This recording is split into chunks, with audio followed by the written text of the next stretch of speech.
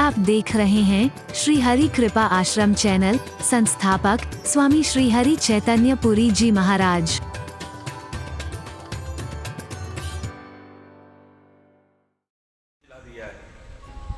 तुम्हारे संबंधों की कोशिश की जाती है, तुम्हारे आपस में कोशिश की जाती है उन खंडियों मत मान्यता दो इसे। एक बार लक्ष्मण गीता के इस दिव्य संदेश को सुनोगे तो सारे भ्रम, सारे संदेह, सारे प्रश्न तुम्हारे दूर हो जाएंगे, तुम्हारा विषाद सारा का सारा दूर हो जाएगा। ढोंग, पाखंड और अंधविश्वास की चौखटों पर फिर तुम्हें नाक रगड़ने की आवश्यकता नहीं पड़ेगी। लक्ष्मण कहते हैं कि सबसे पहले तो दूसरों को दोष मत दो। बिल्कुल ये सत्य है। को न काहू सुख दुख करदाता, निज कृत कर्म भोग सब भ्राता। कोई किसी को सुख और दुख नहीं दे सकता है, कोई नहीं दे सकता है। इस संसार के लोगों के हाथ में अगर हो जाए लोगों को सुख देना और दुख देना, ना ये पता नहीं दुनिया में क्या तबाही मचा देंगे, ये तबाही मचा देंगे। ये अपने मन माना पता नहीं क्या क्या करने लग जाएंगे। फिर इस संसार का रूप ही कुछ और हो जाएगा। कई बार संयोग ऐसा होता है कि किसी ने तुमसे कहा कि तू मर जा और सचमुच मौत होगी। देखा, उसने कहा था। ऐसा होना होता है और संयोग ऐसा बैठ जाता है। अपने कर्मों का फल परिणाम स्वरूप भोगने का समय हमारा आता है और संयोग ऐसा बैठ जाता है, तो हमारे मन में इस प्रकार के प्रश्न उठते हैं, इस प्रकार की शंकाएं आ जाती हैं, इस प्रकार की भावनाएं दूसरों के प्रति आ जाते हैं। बाकी ये परम सत्य है, ये कोई किसी को सुख दुख नहीं दे सकता। अपने कर्मों का ही फल हर एक को भोगना पड़ता है, चाहे वो कर्म पहले के हो, चाहे वो कर्म अच्छे हो, चाहे वो कर्म बुरे हो, चाहे वो कर्म जानबूझ के किए जाएं, चाहे कर्म अनजाने में किए। हरि बोलना। दोष देंगे कि मंत्रा ऐसा कर रही थी तब ऐसा हुआ, कैकेयी ने ऐसा किया तो तब देखो ऐसा हो गया और दशरथ की मृत्यु हो गई। अरे इस दशरथ ने जानबूझ करके न सही अनजाने में एक श्रवण कुमार को दी। बुढ़े की एक लाठी थी, एक सहारा था, वो जिसे छीन लिया था। तड़प करके अपने पुत्र की याद में, श्रवण कुमार की याद में, उसके बुढ़े पिता ने अपने प्राणों को त्यागा था। जब इतिहास को याद करते हैं तो तब पता लगता है कि मंत्रा का क्या दोष है, कैकेयी का क्या दोष है। अरे अपने कर्मों का फल भोगना पड़ता है, कुछ करके न सही अनजाने में जो हुआ था। उन्होंने बुढ़े माँ बाप ने यही कहा कि जैसे आज पुत्र के वियोग में तड़पते तड़पते हम मर रहे हैं, एक वो दिन आएगा तू भी अपने पुत्रों की याद में तड़पते तड़पते प्राणों को त्यागेगा। कुछ और बनता है, कारण कुछ और बनता है, बाकी भोगना ही फल पड़ता है। हरि बोल। भगवान कृष्ण के पैरों में तीर, वो अव्यक्त, वो अगोचर, वो परब्रह्म परमात्मा तीर लगने से उसकी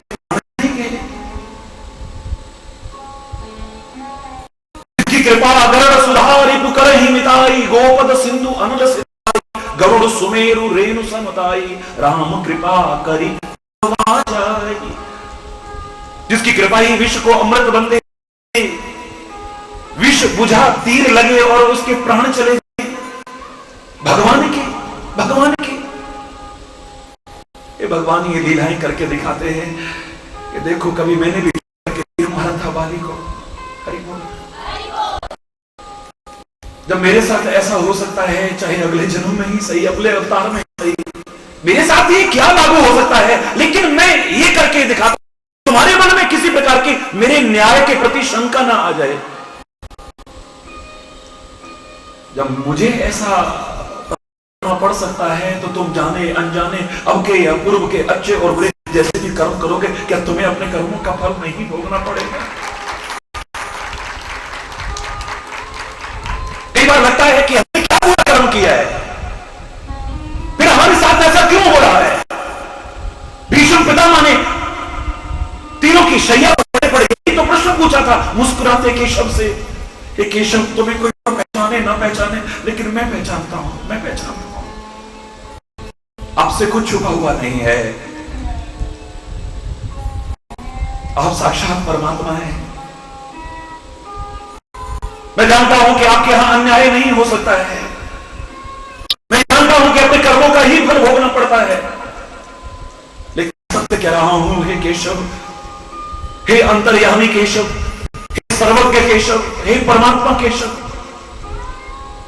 जो शैया पर पड़े पड़े मैंने मन से नहीं अंतरात्मा से निष्पक्ष होकर विचार किया है, तो मुझे पिछले 100 जन्म तक कोई अपना कोई अपराध नजर नहीं आ रहा है। एक कांटा चुभता है तो कितनी वेदना होती है, मेरा सारा शरीर तीरों से विदा हुआ है, ये फल काहे का भोगना पड़ रहा है। अगर कर्मों का ही फल भोगना पड़ता है तो मैंने ऐसा कौन सा बुरा कर्म किया है जिसके बगैर में ये कष्ट ये वेदना मुझे भोगनी पड़ रही है, इच्छा मृत्यु का वरदान होते हुए भी इस मृत्यु शैया पर इस कष्ट भोग रहा हूं मैं। हे केशव, क्या तुम्हारे यहां भी अंधेर होने लग गया है, अन्याय होने लग गया है? भगवान कृष्ण मुस्कुराते हैं, मुस्कुराओ मत केशव, मुझे उत्तर दो, मेरे मन में एक प्रश्न है, इसका उत्तर चाहता हूं मैं। कर्मों का ही फल भोगना पड़ता है, चाहे वो जानबूझ के किए जाएं, चाहे अनजाने में हो, अब के हो या पूर्व के हो, लेकिन मैं 100 दिनों तक की दावे से कह सकता हूं कि कोई गलती मुझे नजर नहीं आ रही है, कोई अपराध नजर नहीं आ रहा है, अनजाने में भी मैंने कोई गलती नहीं की है, तो फिर काहे का फल भोगना पड़ रहा है? भगवान कृष्ण कहते हैं 100 जन्म में नहीं, अपराध तो तुमसे इसी जन्म में हुआ है। ये पितामह, अगर तुमने प्रश्न किया ही है और उत्तर चाहते हो तो क्षमा चाहते हुए कहूंगा, बुरा ना मानना, अपराध तो तुमसे इस जन्म में हुआ है, इस जन्म में। फिर आंखें बंद की, बहुत गहराई से विश्लेषण करिए अपने सारे जन्म के कर्मों का। नहीं केशव नहीं, तुम गलत कह रहे हो केशव, मुझसे कोई गलती नहीं हुई है, कोई गलती नहीं हुई है। हुई है पितामह, हुई है तो बताओ ना वीर, अगर तुम कहते हो तो पितामह बताता हूं। भरे दरबार में जब तुम्हारी कुलवधू की लाज लूटने की कोशिश की जा रही थी, के समान चुभने वाले वचन सुनाए जा रहे थे, तुम उस समय कहां थे? वहीं था केशव। क्या विदुर की तरह तुम उठ करके वहां से गए? नहीं केशव, शक्ति और सामर्थ होते हुए भी क्या तुमने उस अधार्मिक कृत्य का विरोध किया? नहीं केशव। इसका तात्पर्य मौन स्वीकृति तुम्हारी भी उसमें थी। तुम राज्य सिंहासन से अपनी प्रतिज्ञा के कारण बंधे थे, दुर्योधन के, दुस्साहन के, शकुनी के, दुर्योधन के, इनके बुरे कर्मों से नहीं बंधे हुए थे तुम। शक्ति और सामर्थ्य होते हुए भी न तुमने उसका प्रतिरोध किया है और न ही नीति का पालन करते हुए विदुर की तरह तुम उठ करके वहां से गए। तो जैसे तीरों के समान चुभने वाले वचन सुनाए जा रहे थे, तुमने वहां पर मौन स्वीकृति देते हुए अनजाने में अपराध का भागीदार बनने की कोशिश की है। तो जो सजा तुमने किया कुछ नहीं है, लेकिन जो सजा उस अपराध करने वालों को मिलेगी, तुम्हारे मौन होकर के वहां बैठने के कारण तुमको भी वही सजा मिलेगी। तुम्हें भी तीरों की सजा मिल रही है, अपने अपने कर्मों के कारण यही सब कुछ मिलता है। अरे गीध गीध गीध मांसाहारी जीव,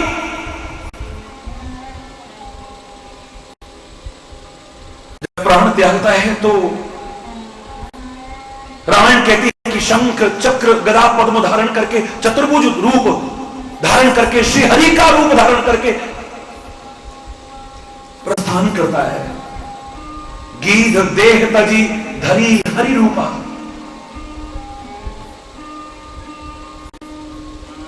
ऐसा जीवन जीने वाला वो मांसाहारी जीव भगवान श्री हरि का रूप धारण करके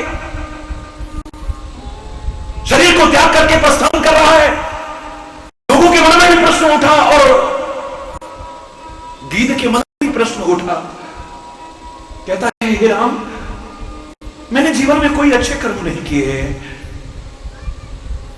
आपकी कृपा से क्या कुछ नहीं हो सकता है, लेकिन इतनी उच्च गति मुझे मिलेगी, मुझे नहीं पता है ये काहे के कारण मुझे दे रहे हो, काहे के कारण दे रहे हो।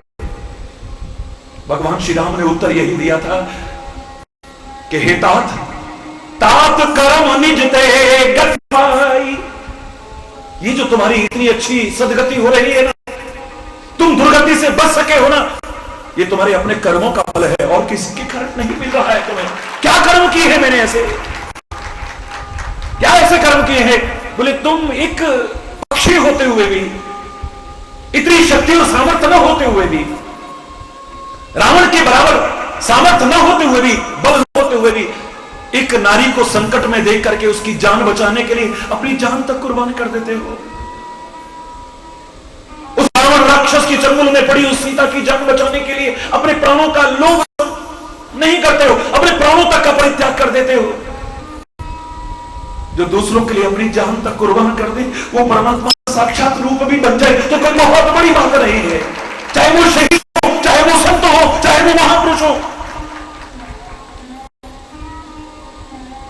एक तीरों के समान चुभने वाले वचन अपने कुलवधू को मिल रहे हैं, अपने सामने सुनने को मिल रहे हैं। उसकी लाज लूटने की कोशिश की जा रही है, और जो ऐसा कर रहे हैं उनसे ज्यादा ताकत रखता है, लेकिन पितामह विरोध नहीं करता है।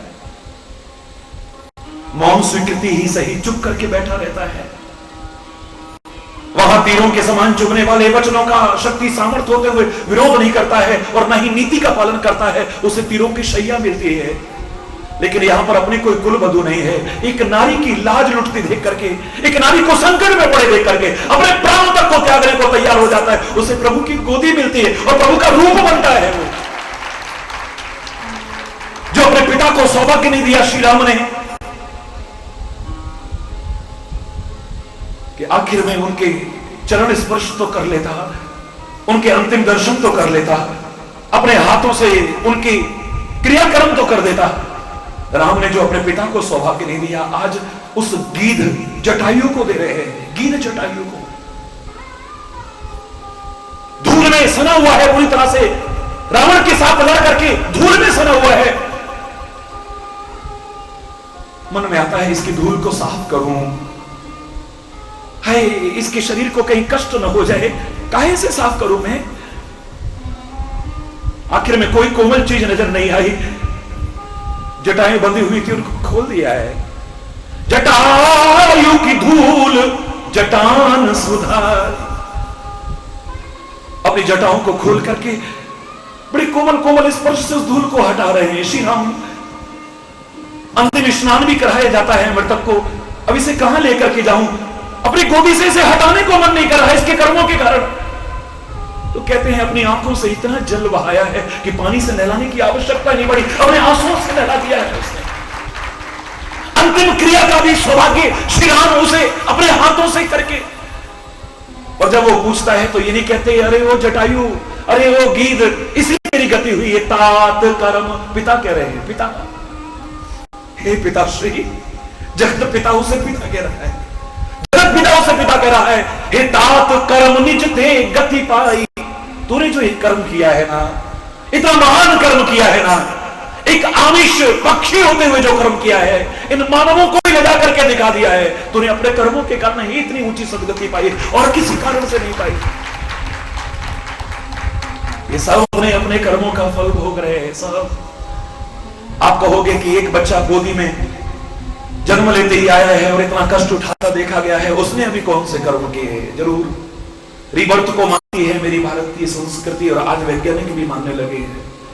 पुनर्जन्म को मानती है, परलोक को मानती है मेरी भारतीय संस्कृति, आज वैज्ञानिक भी मानने लगे हैं। जरूर पहले किया होगा कुछ, और शायद तुमने भी कर्जा ही चुकाना होगा। कईयों के साथ, भगवान न करे किसी के साथ ऐसा हो, कईयों के साथ ऐसा देखा है कि गर्भ में ही इतना कष्ट पाने के बाद भी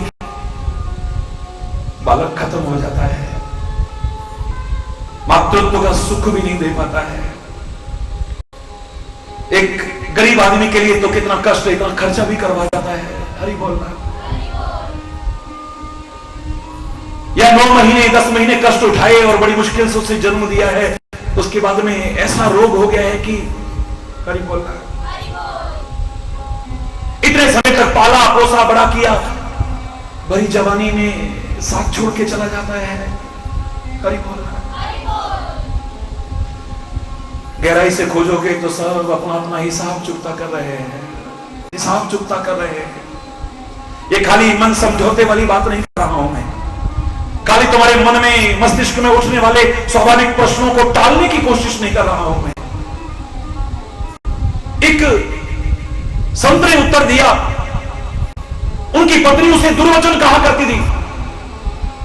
उन्होंने कहा, महाराज जी आपको इतने दुर्वचन कहती है, आपके हृदय को बड़ी ठेस पहुंचाती है, पीड़ा पहुंचाती है। आप तो कहते कर्मों का फल, आप तो इतने महापुरुष हैं, आपके साथ ऐसा क्यों होता है? अरे सब भगवान की इसमें भी कृपा है। जब जब ऐसा करती है ना तो मुझे प्रभु की याद आती है।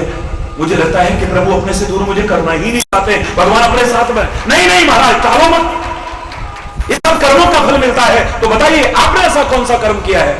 और सब अपना अपना बदला लेते हैं। इसने कौन सा ऐसा किया है बताओ ना, आपने इसके साथ ऐसा क्या किया है जिसके कारण आज आपको ये सता रही है? संत कहते हैं कि अगर तू कहीं चर्चा न करे तो तुझे बताता हूं। मैंने ध्यान लगा के देखा था तो मैंने क्या देखा कि पिछले जन्म में मैं एक कौवा था और ये गाय थी। इसके शरीर में एक जख्म हुआ था और मैं कौवा इसके जख्म में चोंच मार मार करके इसे सताता था। तड़पते तड़पते मर गई थी।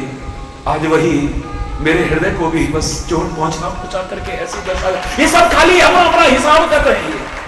जो यहाँ कर रहे हैं ये मत सोचिए हमने चारवाक को नास्तिक क्यों माना है। चारवाक को एमए की क्लासों तक में पढ़ाया जाता है चारवाक के बारे में कि चारवाक नास्तिक है।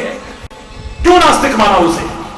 एक कॉलेज में जब मैंने चर्चा की तो अधिकांश पढ़ाने वाले व्याख्याता भी शायद अनभिज्ञ थे कि हम उसे नास्तिक क्यों कहते हैं।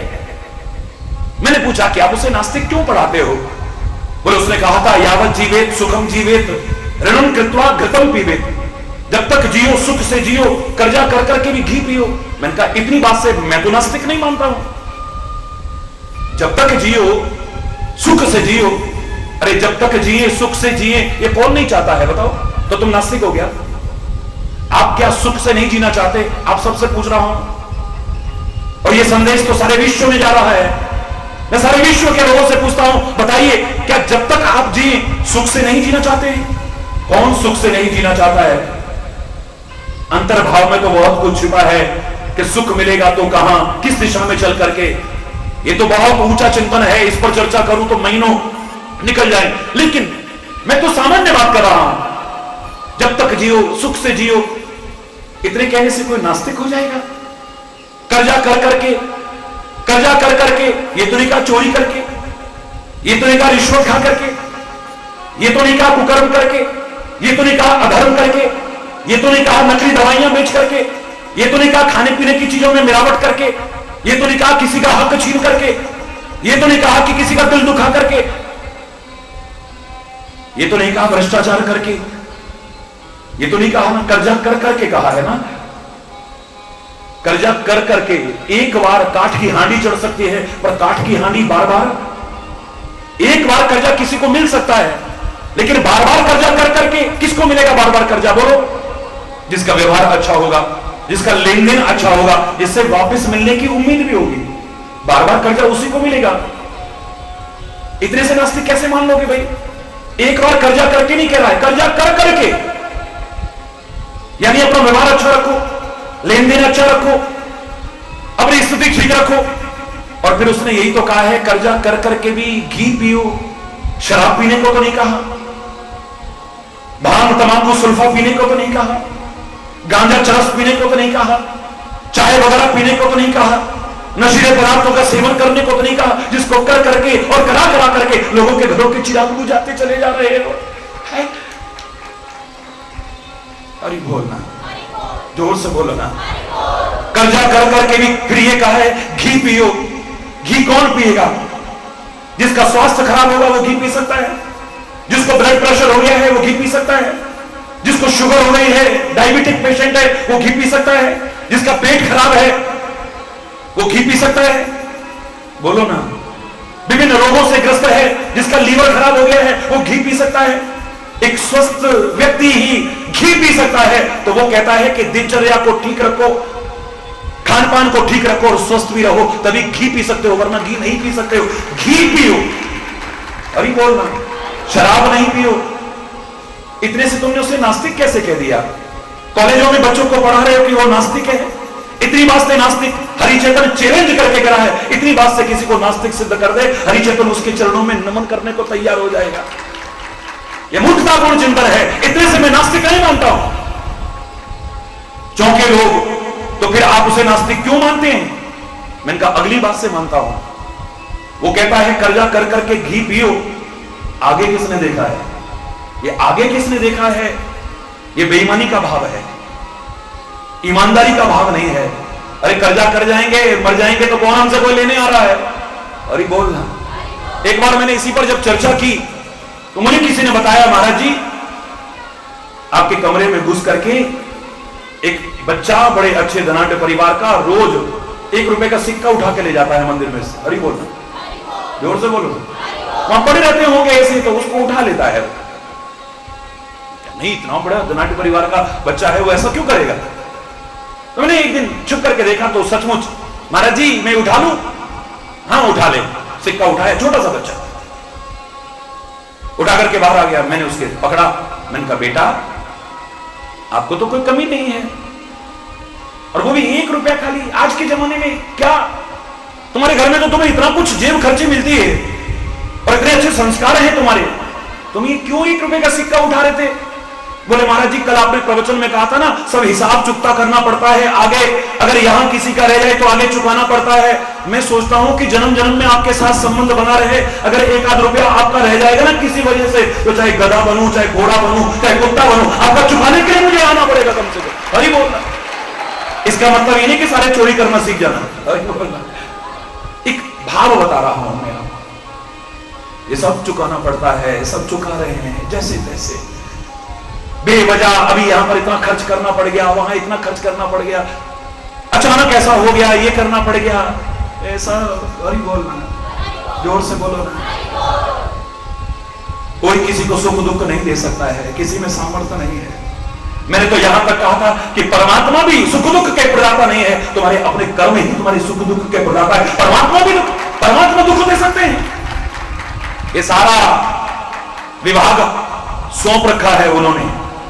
जहां आप कथाएं सुनते होगे, मेरे से तो कथा उतनी नहीं आती है, जहां कथाएं सुनते होगे तो यही सुना होगा कि 2 ऐसे हैं जो आपके कंधे पर विराजमान रहते हैं, आपकी हर क्रिया को नोट करते हैं, फिर सारा बैलेंस शीट तुम्हारे कर्मों का बना करके धर्मराज के सामने प्रस्तुत करते हैं। तब वो निर्णय करता है कि तुम्हें कहां भेजना है। भगवान का कहीं नाम है कि वो निर्णय करता है तुम्हें कहां भेजना है, कहां भेजना है? बोलो, तुम्हें सुख देना है, दुख देना है, नरक में भेजना, स्वर्ग में भेजना? और ही बोलना, कहीं पढ़ा आपने ऐसा? नहीं नहीं नहीं नहीं। मैं तो सामान्य उदाहरण से सिखा सकता हूं कि यहां पर कस्बे का, गांव का, जिले का, राज्य का या देश के सर्वोच्च न्यायालय का न्यायाधीश आपको दंड दे सकता है, आपको लाभ भी पहुंचा सकता है, आपको हानि भी पहुंचा सकता है, आपको मुक्त भी कर सकता है, आपको मृत्युदंड भी दे सकता है। लेकिन देश के सर्वोच्च पद पर बैठा राष्ट्रपति क्या किसी को 1 घंटे की भी सजा देने की सामर्थ्य रखता है? वो महामहिम राष्ट्रपति, देश का पहला नागरिक, क्या किसी को 1 मिनट की भी सजा दे सकता है? देश के सर्वोच्च पद पर बैठा वो राष्ट्रपति किसी को सजा नहीं दे सकता है, लेकिन अगर खुश हो जाए तो सजा माफ कर सकता है। ऐसे वो परमात्मा किसी को दुख तो नहीं दे सकता है, लेकिन खुश हो जाए तो तुम्हारे दुखों को दूर कर सकता है। ये न्याय व्यवस्था उसने सौंप रखी,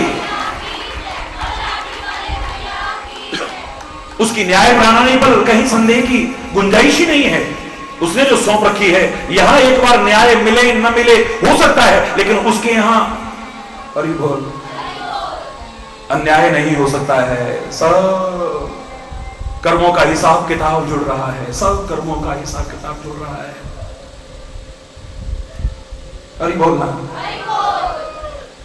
वो परमात्मा तक तुम्हारे सुख दुख का प्रदाता नहीं है, वो अंतर्यामी है, वो समदर्शी है, वरना उसकी समदर्शिता पर प्रश्न चिन्ह लग जाएगा। किसी को सुखी करना, किसी को दुखी करना, किसी को कष्ट पहुंचाना, किसी को आनंद देना, किसी को गरीब बनाना, किसी को अमीर बनाना, किसी को राजा बनाना, किसी को रंक बनाना, ये सब तुम्हारे अपने कर्मों का फल है। पहली बार सृष्टि जब उसने उत्पन्न की थी, सब नंगे थे, ना कोई राजा था, ना कोई रंक था, ना कोई ऊंच था, ना कोई नीच था, ना कोई छोटा था, ना कोई बड़ा था, सब जंगल में नंगे घूमते थे। उसने सब कुछ दिया था। कोई शाकाहार करने लगा, कोई मांसाहार करने लगा, कोई परमात्मा की दी बुद्धि और विवेक का इस्तेमाल करके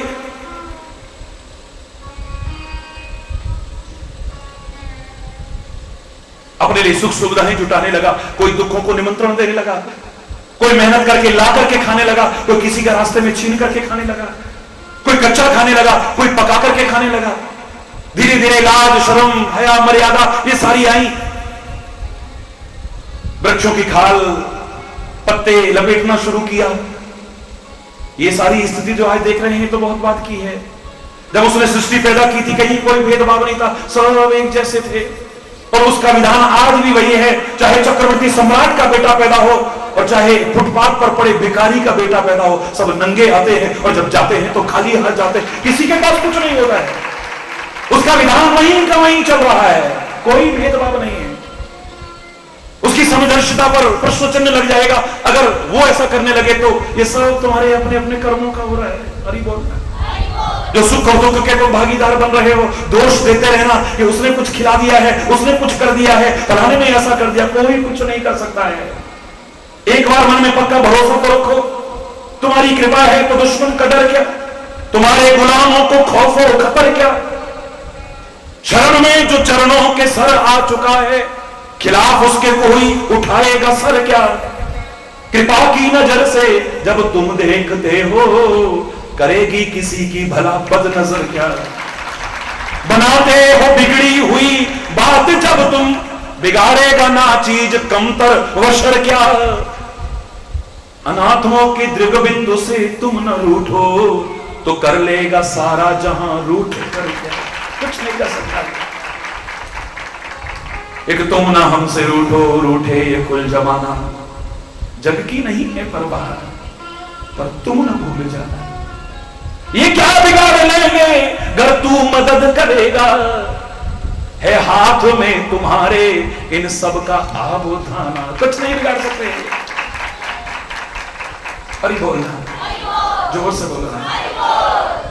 सबसे पहले तो दूसरों को दोष देना बंद करो, मिथ्या दोषारोपण दूसरों पर बंद करो, अपनी कमियां खोजो, अपनी कमियां।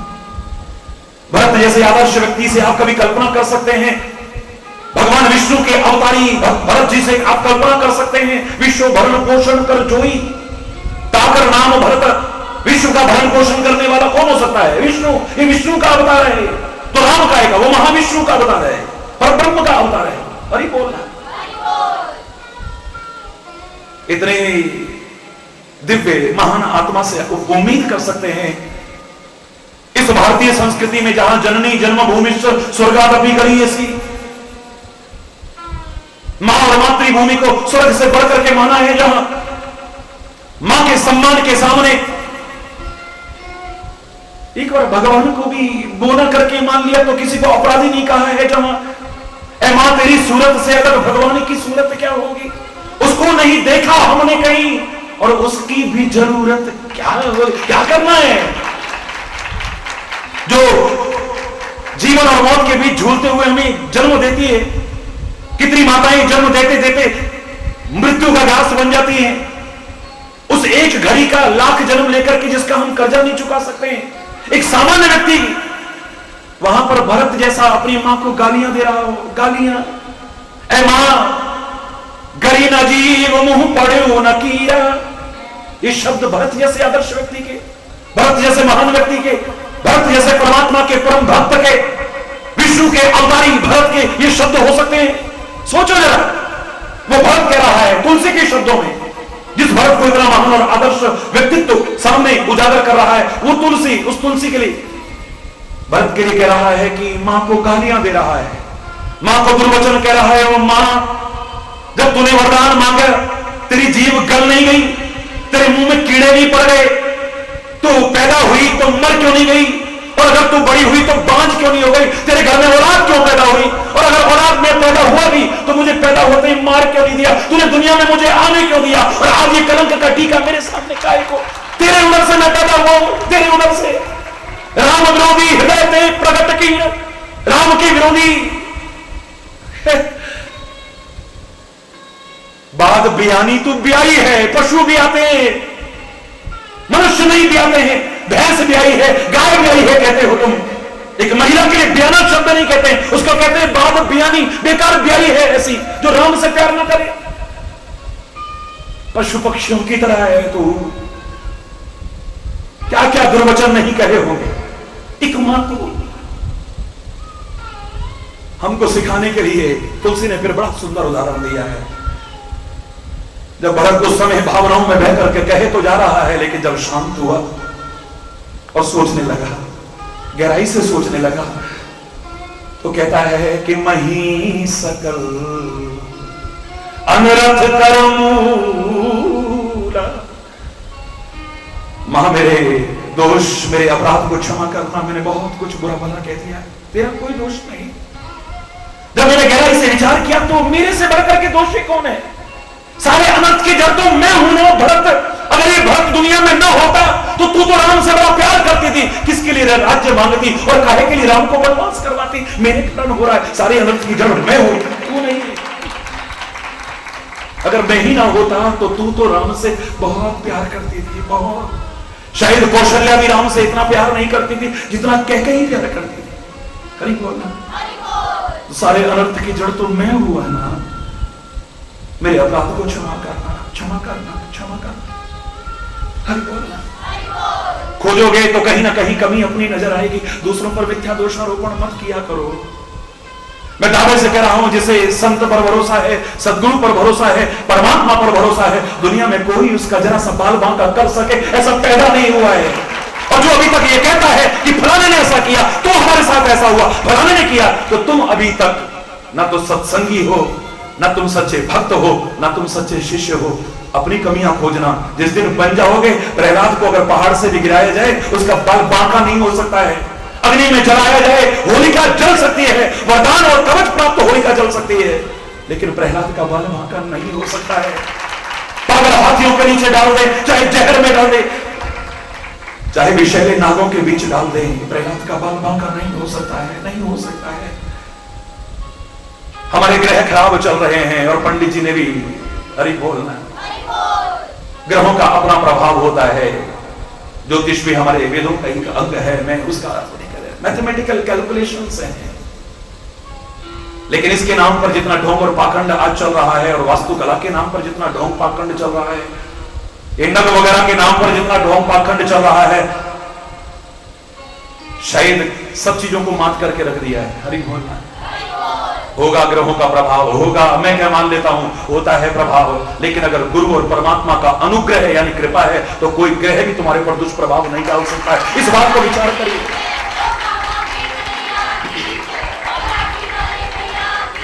कोई ग्रह दुष्प्रभाव नहीं डाल सकता है। अगर उसका अनुग्रह है तो इस बात को काटने की हिम्मत दुनिया के किसी विद्वान की नहीं है। चैलेंज करके कह रहा हूं, तुलसीदास ने ज्योतिष को बहुत महत्व दिया है रामचरितमानस में, लेकिन वही तुलसीदास कहता है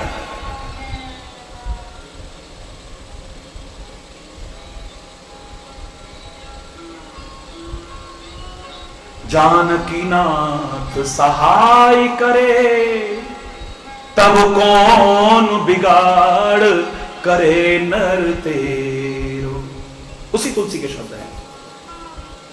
सूरज मंगल सोम बृहस्पति, सारे ग्रहों का नाम तो आता है। ये सारे के सारे जो दुष्प्रभाव डालते हैं, हे सियापति अगर तेरी कृपा है तो कोई मेरे ऊपर प्रतिकूल प्रभाव नहीं डाल सकता। ये उसी तुलसी के शब्द है, उन्हीं महापुरुषों के शब्द हैं। मैंने तो आपसे याद करो एक बार कहा था कि आप ज्योतिष में कुछ ही चीजों को देखते हो। मैं ज्योतिष की आलोचना नहीं कर रहा हूं, लेकिन इसके नाम पर जो ढोंग पाखंड हो रहा है, मैं कथा प्रवचन की आलोचना नहीं कर रहा हूं, लेकिन कथा प्रवचन के नाम पर जो दिखावा हो रहा है, हरि बोल रहा है।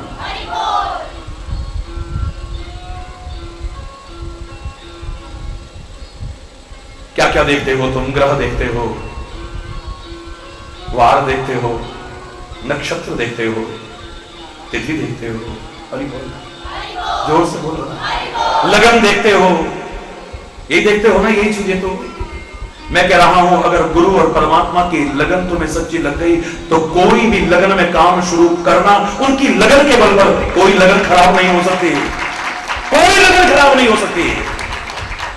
एक बार सच्ची लगन, जवान से नहीं दिल से, मोहे लागी लगन, मोहे लागी लगन, गुरु चरणन की, हरि चरणन की, मोहे लागी लगन, मोहे लागी लगन, गुरु चरणन की, हरि चरणन की, हरि बोल, हरि बोल, हरि बोल, हरि बोल, हरि बोल, हरि बोल, हरि बोल, हरि बोल, मोहे लागी लगन, हरि चरणन की, चरणन की, हरि बोल, हरि बोल, हरि बोल, हरि। समय काफी हो रहा है, इसको इधर न बढ़ा करके कई बार कह चुका हूं, लगन देखते हो, एक बार तुम उसकी सच्ची लगन लगा के तो देखो। वार देखते हो, एक बार उस पर एतबार करो, उससे प्यार करो। कोई वार तुम्हारे लिए अमंगलमय नहीं हो सकता है, अशुभ नहीं हो सकता है।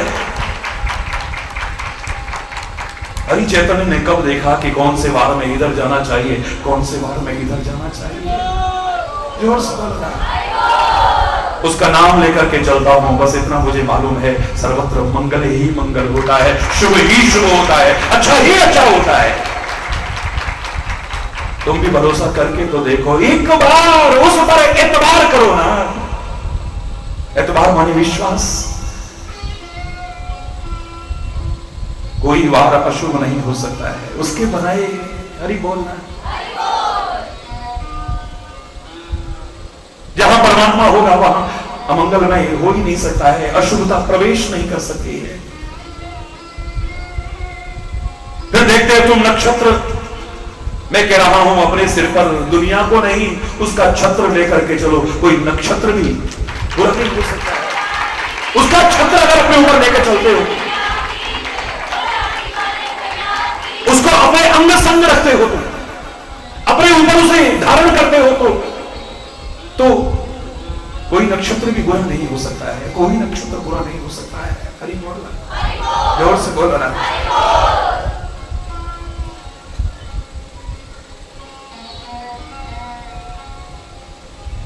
जोग देखते हो, एक बार संजोग बैठ जाए कि तुम्हें कोई संत सच्चा मिल जाए, सत्संग मिल जाए, सदगुरु मिल जाए, या संयोग से तुम उसका नाम हृदय से लेने लग जाओ, कोई जोग भी खराब नहीं हो सकता है। ग्रह देखते हो, उसका अनुग्रह हो तो कोई ग्रह दुष्प्रभाव नहीं डाल सकता है।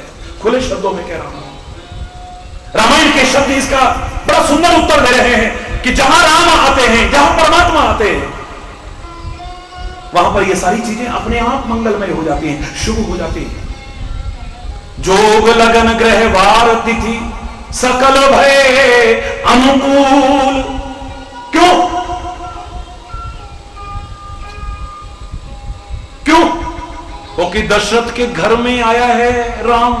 मैं कह रहा हूं तुम्हारे घट में भी आ जाए राम तो सब अनुकूल हो जाएंगे, प्रतिकूल नहीं रह सकते।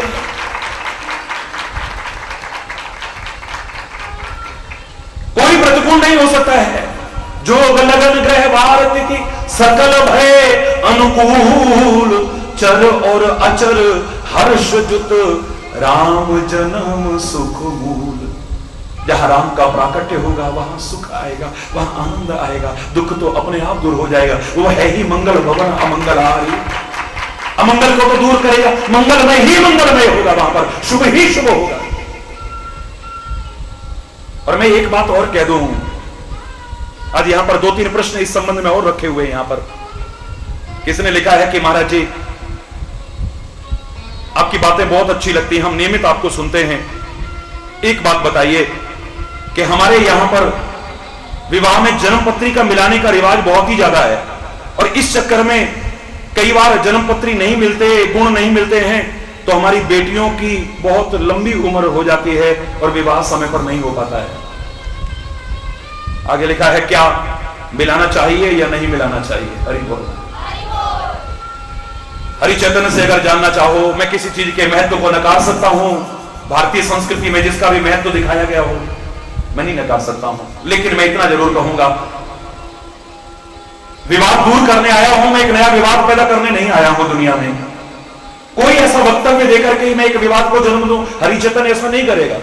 आप मिलाते हो नहीं मिलाते हो, ये निर्णय आप पर छोड़ देता हूं, लेकिन हरि चैतन्य को आपने इतना मान सम्मान अगर प्यार दिया है, तो हरि चैतन्य से इतना जरूर जान लेना कि जन्मपत्री मिलाते या नहीं मिलाते एक अलग विषय है, लेकिन जिन बच्चों का तुम विवाह करना चाहते हो ना, उनके स्वभाव जरूर मिला लेना, उनके कर्म जरूर मिला लेना, उनकी दिशा किस ओर जाना चाहते हैं उसको मिला लेना, उनके कार्य क्षेत्र मिला लेना, उनका चिंतन मिला लेना, उनके खान पान जरूर मिला लेना। अगर वो मिल गया तो मिल के रहेंगे, वरना कब बिछुड़ जाएंगे कोई पता नहीं। एक बड़ा आस्तिक है, एक बड़ा नास्तिक है, रात दिन घर में कलेश रहेगा। स्वभाव मिलाओ।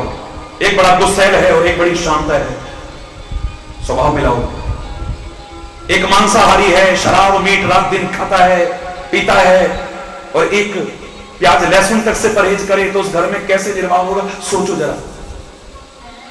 हरि बोल रहा, कब तक निर्वाह होगा कोई पता नहीं है, कोई पता नहीं है। किस कार्य क्षेत्र में दोनों बढ़ना चाहते हैं, एक बढ़ना चाहता है इस क्षेत्र में, एक बढ़ना चाहता है इस क्षेत्र में, वो साथ भी रह पाएंगे कि नहीं रह पाएंगे कभी? हरि बोलना।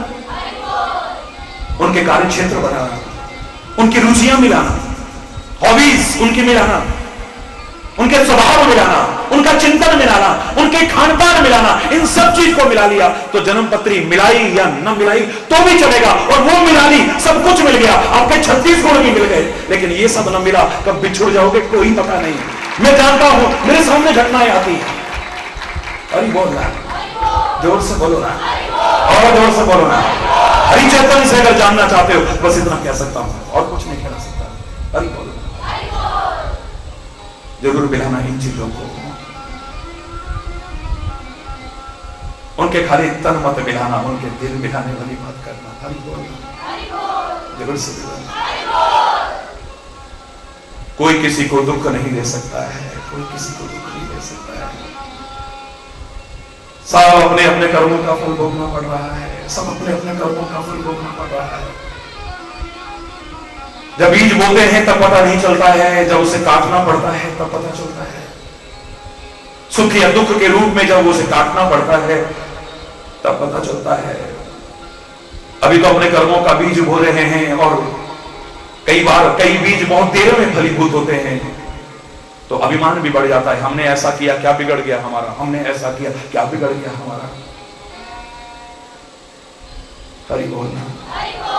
कुल्हाड़ी को अभिमान हो गया, मैंने चंदन के टुकड़े टुकड़े कर दिए, क्या बिगड़ गया मेरा, बल्कि खुशबू मिली मेरे को, खुशबू। हरि बोलना। सुगंधी मिली मुझे, मेरा क्या बिगड़ा। लोग कहते हैं कर्मों का फल भोगना पड़ता है, क्या फल भोगा मैंने, और मुझे सुगंधी मिली है चंदन की, चंदन के टुकड़े टुकड़े कर दिए मैंने, टुकड़े टुकड़े। वो नहीं जानता है कि कब तक टुकड़े टुकड़े करेगा, तो वो कुल्हाड़ी काटते काटते काटते काटते तेरा नुकीलापन खत्म हो जाएगा, और जब नुकीलापन खत्म हो जाएगा तो तेरे को चंदन की सुगंधी नहीं दी जाएगी, लोहार की भट्टी में झोंका जाएगा, तपाया जाएगा बुरी तरह से, और इतने पर सब्र नहीं आएगा, निकाल करके घन और हथौड़ी की चोटें भी मारी जाएंगी। कर्मों का फल भोगना पड़ता है, आज नहीं तो कल भोगना पड़ता है। वर्ष में अनेक नवरात्रियों का वर्णन है हमारे पुराणों में, लेकिन दो प्रमुख नवरात्रि हमारे यहां आती है, और दोनों नवरात्रियों में आप जौ बोते हो। पर बोलना, जौ बोते हो, क्यों बोते हैं? मैंने कहा कृषि प्रधान देश है, कृषि की महत्ता को प्रदर्शित किया जाता है।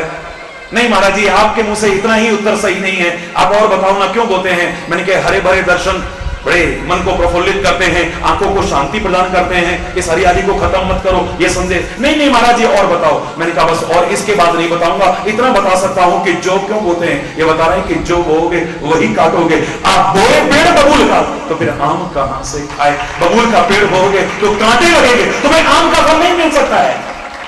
जो बो करके बता रहे हैं कि जो बोओगे वही काटोगे, तुम जो बोओगे तो जो काटोगे, गेहूं बोओगे तो गेहूं काटोगे, धान बोओगे तो धान काटोगे, बबूल बोओगे तो बबूल काटोगे, आम बोओगे तो आम खाओगे, मजे में खाओगे। लेकिन इसका उत्तर तो नहीं मिला कि श्री राम ने कौन से बुरे कर्म किए जिनके कारण कष्ट उठ रहे हैं। निषाद के मन में तो विषाद इसी बात का था कि श्री राम कष्ट उठा रहे हैं, और कैकेयी ने उनके साथ ऐसा किया, दशरथ ने ऐसा किया, मंत्रा ने ऐसा किया, और आखिर में कहने लगा कि कर्म प्रधान सत्य के हैं लोगों। इस प्रश्न का उत्तर कहां मिला? लक्ष्मण गीता में छुपा हुआ है, छुपा हुआ है। यहां 18 अध्याय में नहीं, 18 पंक्तियों में है लक्ष्मण गीता। इस संवाद को पढ़ के देखिए, 18 पंक्ति, चौपाइयां और दोहे मिलाकर के 18 पंक्तियां आपको नजर आएंगी खाली। हरि बोल। जैसे वहां 6 अध्याय में कर्म, भक्ति और ज्ञान का सुंदर समन्वय स्थापित किया गया है, ऐसे ही यहां पर भी 6 पंक्तियों में कर्म, भक्ति और ज्ञान का सुंदर समन्वय आपको नजर आएगा। झांक करके देखो इसे। गागर में सागर भरने की कोशिश की, कर्मों का फल भोगना पड़ता है, लेकिन हम किसी को दुख में देखें तो एकदम से ये निर्णय करना कि जरूर इसने कोई बुरे कर्म किए होंगे तब इसे ऐसे बुरे दिन देखने पड़ रहे हैं, कष्ट पाने पड़ रहे हैं, ये हमारी मूर्खता का परिचय होगा, हमारी अल्पज्ञता का परिचय होगा। संतों महापुरुषों को भी कष्ट उठाते देखा है, बड़े बड़े शहीदों को कष्ट उठाते देखा है, परमात्मा के विभिन्न अवतारों को भी कष्ट उठाते देखा है, बड़ी बड़ी दिव्य आत्माओं को भी कष्ट उठाते देखा है। अगर तुम शारीरिक कष्ट भी कहते हो तो शंकर के अवतार जगतगुरु शंकराचार्य भगंदर रोग से पीड़ित थे, कितना कष्ट उठाते थे। परमात्मा का स्वरूप जैसे सारी दुनिया के सामने उनके शिष्य ने उजागर किया, वो रामकृष्ण परमहंस गले के कैंसर से पीड़ित थे। स्वयं विवेकानंद जैसा महापुरुष डायबिटिक था, और उस समय शुगर की बीमारी कोई बहुत बड़ी बीमारी माना जाता था, इतने उपचार भी उपलब्ध नहीं थे। अगर गिनाने लगो तो एक लंबी फहरिस्त तैयार हो जाएगी उन संतों महापुरुषों के भी, उन दिव्य आत्माओं के भी। कौन से बुरे कर्म किए होंगे उन्होंने जो कष्ट उठा रहे थे? हरि बोल ना, जोर से बोलो ना। गुरु गोविंद सिंह ने कम कष्ट नहीं उठाए हैं, गुरु तेग बहादुर ने कम कष्ट नहीं उठाए हैं, गुरु नानक देव ने कम कष्ट नहीं उठाए हैं, महावीर स्वामी ने कम कष्ट नहीं उठाए, महात्मा बुद्ध ने कम कष्ट नहीं उठाए, ईसा मसीह ने कम कष्ट नहीं उठाए, मीरा, सूर, कबीर, तुलसी, इन सबने कम कष्ट नहीं उठाए हैं। कष्ट और दुख अपने कर्मों के, बुरे कर्मों के कारण मिलते हैं। इन्होंने कौन से बुरे कर्म किए हैं? A little knowledge is always dangerous. अपूर्ण ज्ञान जो होता है ये बड़ा खतरनाक होता है। यही शंकाएं पैदा करता है हमारे मन में, यही संदेह पैदा करता है हमारे मन में। जो अधूरा हम जानते हैं, अधूरा पढ़ते हैं, इसी के कारण भ्रम पैदा होते हैं हमारे मन में। हरि बोल, जोर से बोलना। पूरा जानने की कोशिश करो, कोई संदेह नहीं रहेगा। किसी को भी कष्ट में देखो तो एकदम से निर्णय मत करना इसने तो बुरे कर्म किए होंगे, उसकी सजा मिल रही है इसको, ये जो कष्ट उठा रहा है अपने बुरे कर्मों के कारण, बिल्कुल नहीं।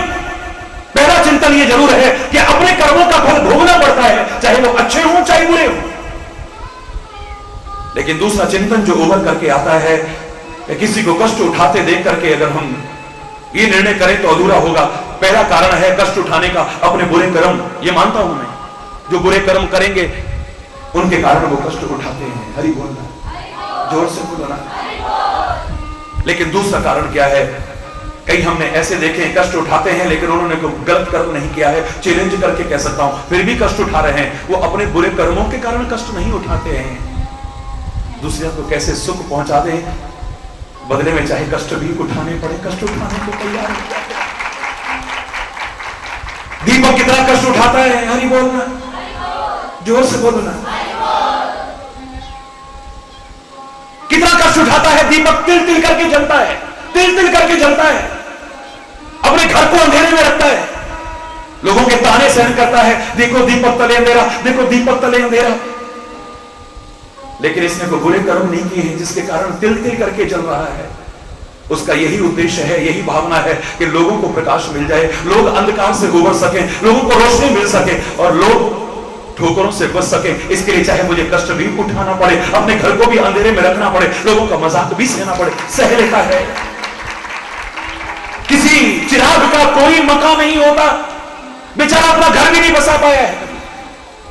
हर कोई अपना घर बसाना चाहता है, ये तो अपना घर भी नहीं बसा पाया। किसी चिराग का कोई मकान नहीं होता, जहां भी रखो वही रोशनी लुटाता है, वही रोशनी लुटा रहा है, तिल तिल करके जलता है, लेकिन तुम्हें रोशनी देता है। शहीदों ने कष्ट उठाए तो बुरे कर्मों के कारण नहीं। एक व्यक्ति चोरी करता है, हत्या करता है, तब जेलों में सड़ता है, लेकिन उन्होंने काले पानी की सजा झेली है, फांसी की सजा झेली है। वो नन्हा सा सुकुमार शहीद भगत सिंह, वो छोटा सा प्यारा प्यारा बच्चा उधम सिंह, वो इतना अच्छा चिंतन और आचरण रखने वाले वो राम प्रसाद बिस्मिल, वो सुभाष चंद्र बोस, वो महात्मा गांधी, इन सबने कौन से बुरे कर्म किए हैं? इतिहास उठा करके देखिए। लेकिन तुम्हें आजादी की सांस मिल सके, तुम गुलामी की जंजीरों से जो जकड़े हो मुक्त हो सको, तुम्हारा जीवन सुखमय हो सके, उन अंग्रेजों की यात्राओं से बच सको जो तुम्हें दे रहे थे, उनकी गुलामी की जंजीरों को तोड़ सको, इसके लिए रात दिन कष्ट उठाने को तैयार हुए। वो कष्ट उठा रहे, लेकिन तुमको वो जानते थे कि पता नहीं आजादी की वो भोर हम देख भी पाएंगे कि नहीं देख पाएंगे। तुम्हें मिल जाए, मेरे भारतवासियों को मिल जाए, इसके लिए पूरे भारत की जब पैदल यात्रा मैंने की, 100 वर्ष का एक बुजुर्ग एक सड़क के किनारे पर देखा, एक पेड़ लगा रहा था बड़ा का। मुझे बहुत अच्छा लगता है वृक्ष लगाना, वृक्षों का संरक्षण करना, पर्यावरण की सुरक्षा करना, और मैं प्रेरणा देता रहता हूं समय समय पर। और आप लोगों ने अपने लाठी वाले भैया की बात को मान करके इसे अपनाने की कोशिश भी की है। धन्यवाद देता हूं उन लोगों को जिन्होंने इसमें सहयोग दिया है। 100 वर्ष का बुजुर्ग बड़ का पेड़ लगा रहा है, बड़ का पेड़। लोगों को प्रेरणा देने के लिए मैं पास में गया, बुजुर्ग ने प्रणाम मुझे किया, लेकिन मैं उनको प्रणाम करने लगा। महाराज क्यों पाप चढ़ा रहे हो, महाराज क्यों पाप? अरे नहीं भाई, मैं तो इतना पूछ रहा हूं कि बाबा जानबूझ के कहा मैंने, तुम तो इतने बुढ़े हो चुके हो, ये वृक्ष पता नहीं कब छायादार बनेगा, तुम्हें तो छाया मिलेगी भी नहीं। वैसे तो जीवन का किसी का भरोसा नहीं, लेकिन तुम तो मृत्यु के बहुत करीब हो। हरि बोलना, जोर से बोलो ना। तो फिर पेड़ काहे को लगा रहे हो, काहे को लगा रहे हो? कहता है छाया मुझे ना मिलेगी कोई बात नहीं, आने वाले लोगों को तो मिलेगी। क्या मुझे ना भी मिलेगी तो कोई बात नहीं, कल को जो जब ये बड़ा होगा, जो इसकी शरण में आएगा उनको तो मिलेगी। मंगल पांडे जानता था मैं अकेला चना क्या कर सकता हूं, क्या कर सकता हूं। मैं जानता हूं मैं कुर्बानी भी दे दूंगा तो देश आजाद होने वाला नहीं है, लेकिन एक चिंगारी किस दिन शोभा बनेगी। जब बनेगी तब मैं रहूं न रहूं, मैं आजादी की सांस लेना पाऊं, लेकिन मेरे भारतवासी तो ले पाएंगे। इसके लिए 1857 में कुर्बानी दे दी है, 1857 में। 1947 में जाके आजाद हुआ, 1947 में। वो जानता है कि ना मेरे पास इतनी शक्ति है, ना इतनी सामर्थ्य है इनका मुकाबला करने की, लेकिन फिर भी मुझे देख देख करके लोगों के मन में इस देश के प्रति कोई भाव जागृत होगा। शायद ये सोए हुए भारतवासी जाग जाएं मेरी मौत की घटना को सुन करके, मेरी कुर्बानी को सुन करके। ये अगर जाग गए तो मेरे भारत का भाग्य जाग जाएगा, मेरा भारत आजाद हो जाएगा गुलामी की जंजीरों से।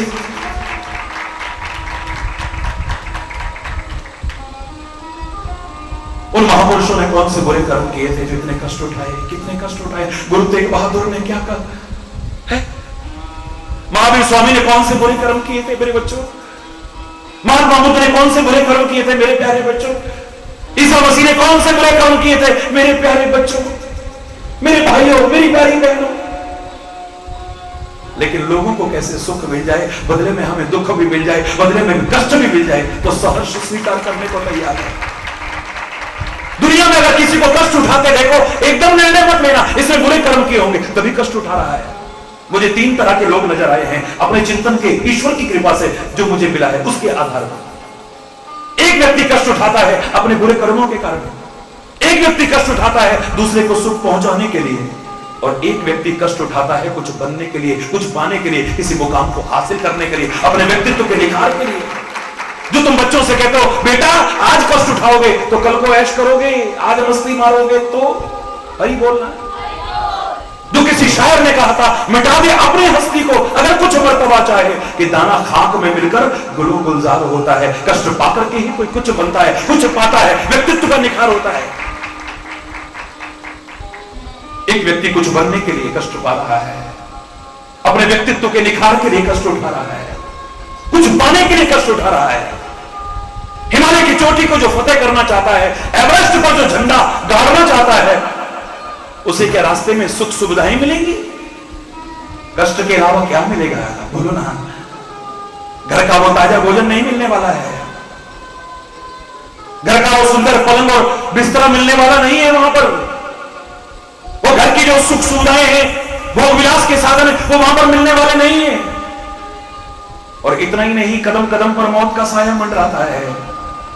कब बर्फीला तूफान आ जाए, कब आंधी आ जाए, कब कोई पहाड़ की चट्टान खिसक जाए, कब पैर फिसल जाए और खाई में गिर जाए, कोई पता नहीं है। सांस तक लेने में दिक्कत आती है। जब और ऊंचाइयों पर हाई एल्टीट्यूड्स में जाते हैं तो ऑक्सीजन की कमी हो जाती है। कितना कष्ट उठा रहा है, बुरे कर्मों के कारण नहीं। ये काहे के लिए उठा रहा है? कुछ पाने के लिए, कुछ बनने के लिए, अपने व्यक्तित्व का निखार के लिए। क्या मिल जाएगा इससे? अरे एवरेस्ट पर जाकर के, चोटी पर जाकर के जब वो झंडा फहराता है, अपने पैरों से उसे रोलता है सबसे ऊंची चोटी को, उसे क्या मिलता है ये वही जान सकता है, तुम नहीं जान सकते हो। इसे कष्ट पाकर के कुछ बनता है व्यक्ति। संगमरमर की खान से 2 पत्थर निकले। किसी ने प्रश्न किया, एक मंदिर की दहलीज पर रखा गया, लोग उस पर जूते उतार रहे थे, चप्पल उतार रहे थे। महाराज जी दूसरा मूर्ति बनकर के मंदिर में पूजा का पात्र बना हुआ है, या कोई मूर्ति पूजा को ना माने तो ड्राइंग रूम में सजा के रख रहा है। एक का सम्मान, इतनी पूजा हो रही है, और एक को पैरों से रोन के जा रहे हैं, जूते चप्पल उतार के जा रहे हैं। क्या फर्क है? क्या इनकी किस्मत का चक्कर है ये? अरे मैंने कहा नहीं, तुम्हें तो भाग्य भाग्य के रोने के अलावा कुछ आता ही नहीं है। तो आखिर क्या कारण है? एक ही खान में से दोनों निकले, दोनों के जीवन में इतना अंतर काहे को है महाराज जी? मैंने कहा मेरे प्यारे बच्चों, जितनी छेनी और हथौड़ी की चोटें उस मूर्ति ने सहन की हैं, दहलीज के पत्थर ने सहन नहीं किए हैं। इतनी कष्ट पाकर के आज पूजा का अधिकारी बना है, सम्मान का अधिकारी बना है, आदर का अधिकारी बना है। कष्ट पाकर के ही कुछ बनता है कोई, खो करके ही कुछ पाता है कोई, किसी मुकाम को हासिल करता है कोई।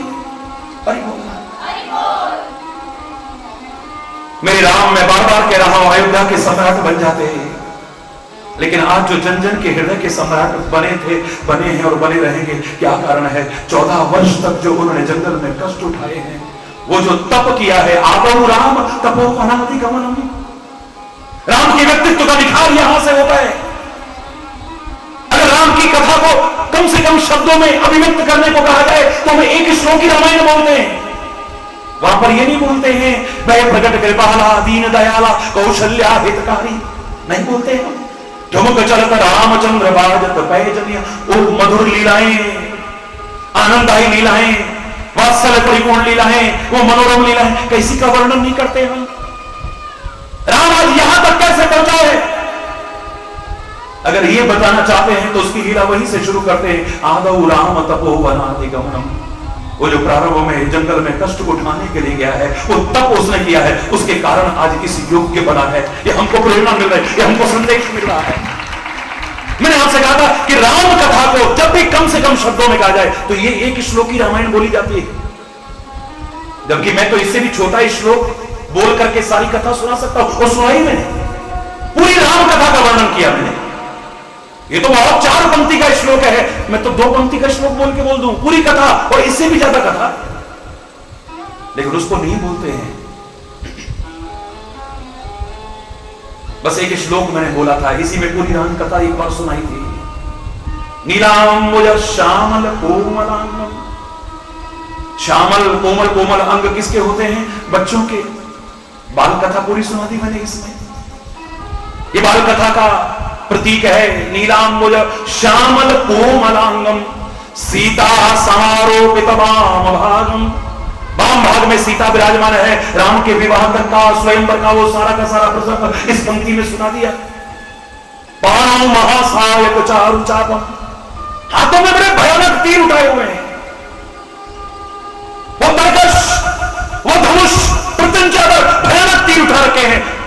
लंका के युद्ध तक की कथा सुना दी। और नमामि रामम रघुवंशनाथम। राम के राज तिलक की कथा होगी, रघुवंश के नाथ बन चुके। बताइए इससे ज्यादा और कहने की क्या आवश्यकता है? उससे तो छोटा ही श्लोक था और उससे ज्यादा कथा समाई है इसमें। इसको क्यों नहीं सुनाते हैं? लेकिन राम के व्यक्तित्व का जो निखार हुआ है जन जन को सिखाने के लिए, वो तो परमात्मा है। लेकिन पुरुषों में उत्तम बनना चाहो, मर्यादा पुरुषोत्तम के जीवन से प्रेरणा लेकर के, तो उनके लिए यहां पर प्रेरणा है। आदौ राम तपोवनाधिगमनम। वो तप हेतु जो कष्ट उठाते हैं उसके कारण ऐसा बन पाए हैं। तुम भी अगर अपने व्यक्तित्व का निखार करना चाहते हो, कुछ पाना चाहते हो, कुछ बनना चाहते हो, किसी मुकाम को हासिल करना चाहते हो, तो कष्टों से घबराना मत। एक दिन सुख के अधिकारी बन जाओ। हरि बोल। तो किसी को कष्ट में देख करके राम को आज कहां ऐसे महलों में रहते थे, कैसे सोते थे, कैसे बिस्तरे होते थे, कितनी सुगंधी होती थी, कितनी सुख सुविधाएं होती थी, इंद्र का वैभव भी फीका लगता था। हरि बोल।